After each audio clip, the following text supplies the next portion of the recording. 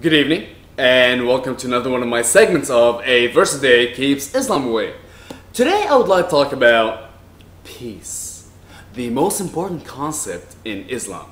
We are told day after day, minute after minute, after hour, that Islam is a religion of peace, that as-salam, peace, is the foundation upon which Islam is actually built. So I decided to look into the Quran and see how many times the word peace, as-salam, appears in there. The word salam, now keep in mind, the whole religion is based on peace and salam. Now, apparently, it only exists 6 times in the entire Quran. So let's go through them real quick and see what about as-salam does each of these sections have. The first one I'm going to go to is 494, Surah Nisa, verse number 94. And this is where it talks about, O you who believe, when you go to war in the name of Allah, make investigation and do not say to anyone who offers you peace that you are not a believer. Do not seek goods of this world, blah, blah, blah, but with Allah there's an abundant gains. You too were such that blah, blah, blah, blah, blah. What I'm trying to show in this verse right here is, yes, it does mention peace. However, it is not the Muslim making the peace. It is saying when you go and fight and wage war in the name of Allah and somebody comes up to you and offers you peace, do not say, hey, you are a non-believer. Okay, let's move on. The next one I want to go to is Surah Al-Ma'idah, Quran 5, verse 16. And apparently, even though it talks about as-salam, however, in this verse, as-salam comes in the meaning of safety and not peace. So that doesn't even count. Next one I want to go to, actually I'm going to skip the next two.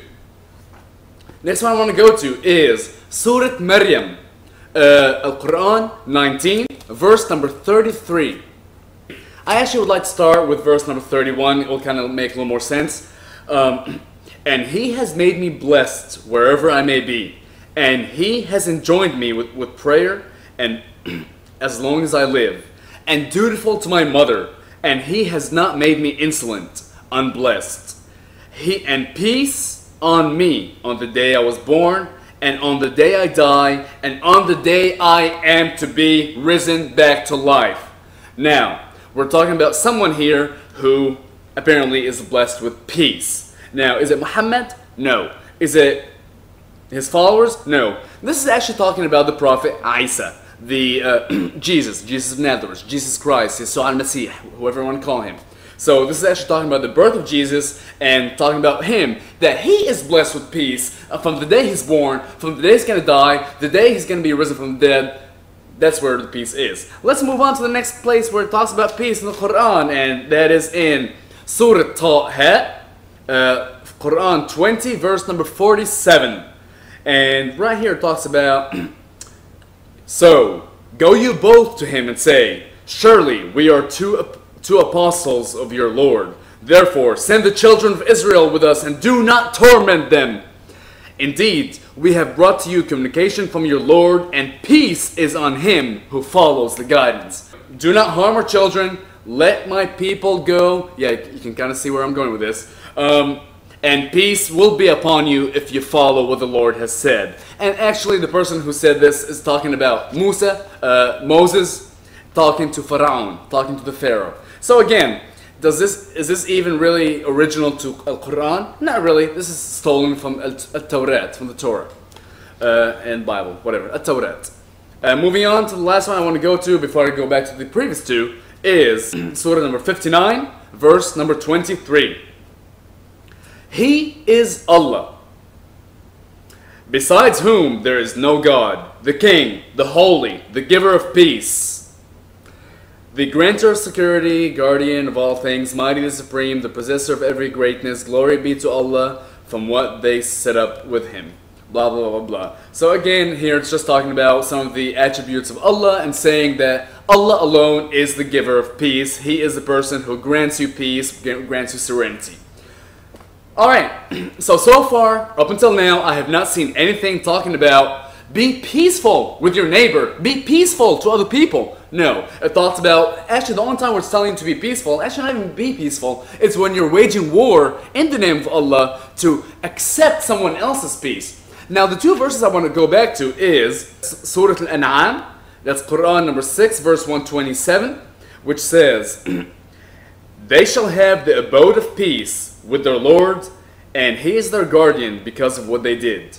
And I want to go to the next one, which is Surah Yunus, which is Quran verse 10, Surah number 10 verse number 25, where it says, and Allah invites to the abode of peace and guides whom He pleases into the right path. Now, what the hell is the abode of peace?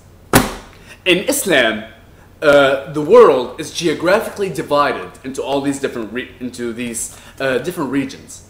You might have heard something called Dar Salam.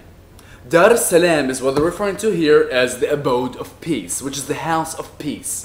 Dar Salam is anywhere in the world that is a Muslim country.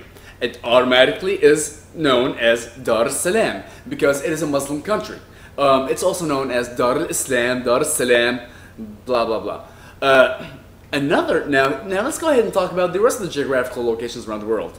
Now, a country where Islam is not the predominant religion, or the country does not identify itself as being Muslim, that region is referred to as Dar al-Harb. Harb means war. That's the domain of war. That means this is the place where you go and wage war until you bring upon your peaceful religion upon its people. Some of the other places are Dar al-Kufr. Al-Kufr is like from the Kuffar, Kafara, Kafir. These are the unbelievers. That's the areas where, hey, they've had their chance, we've tried to fight them, we've tried to convert them to Islam, and they just kind of don't want to convert, so they are kuffar. So that's the Dar al-Kufr. Some other places are, some other locations are Dar al-Hudna. Al-Hudna means domain of calmness. And this is actually where, this is kind of in between of Dar al-Harb and Dar al-Salam, where there may have been at some point wars, but now there's kind of peace. Al-Hudna is kind of like a little calmness, a little calm between the two. So it's kind of like an ongoing war, but for the time being, it's rather peaceful to be in. The next one is Dar al-Ahd. Al-Ahd is a peace, a peaceful, a treaty. Actually a covenant. Al-Ahd is a covenant.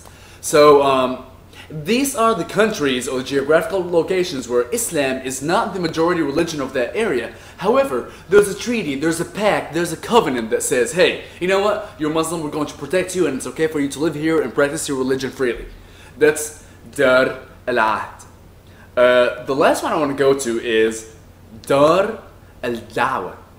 Dar al-Dawah is the house of invitation, the domain of calling, of calling someone upon you to invite them. And that is locations around the world where currently, as of right now, they are not Muslim. However, they have invited Muslims over, and eventually they will become an Islamic state. Now, things have changed since the 7th century or since 9/11 or whatever you want to say, where right now, instead of trying to spread Islam by sword, they're trying to, like we're seeing in Europe, they're trying to infiltrate it from within and changing the country based on their democratic laws and making them Muslim from within. A lot of Muslim philosophers these days view just about most Western countries as Dar al-Dawah, because more or less they have invited over the Muslims to come to their countries and to stay there, and eventually, sooner or later, they're going to become Muslim. The UK, Sweden, Germany, I'm sorry, you're almost there. That's all I have to say for today. So just to recap real quick, even though this is supposed to be the religion of peace, I did not see a single place really in here talking about making peace. There's nothing in here that says make peace with people that you know. Even when you're waging war in the name of Allah, it doesn't say make peace, it says accept someone else's peace. Alright, so in this religion, there's no such thing as peace. So please, for the love of Jehovah, for the love of Hare Krishna, please stop saying that this is a religion of peace. Thank you, and you have a wonderful evening. Bye.